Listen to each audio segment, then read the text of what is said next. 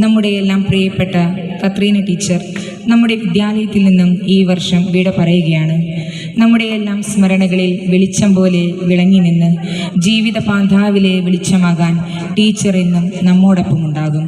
ഗു എന്ന ശബ്ദം അന്ധകാരത്തെ സൂചിപ്പിക്കുന്നു. രു എന്നത് രോധവുമാണ്. അതിനാൽ ഗുരു അന്ധകാരത്തെ രോധിക്കുന്നു. വെളിച്ചം തന്നെയാണ് ഈ അർത്ഥത്തിൽ നമുക്ക് കത്രീന ടീച്ചർ.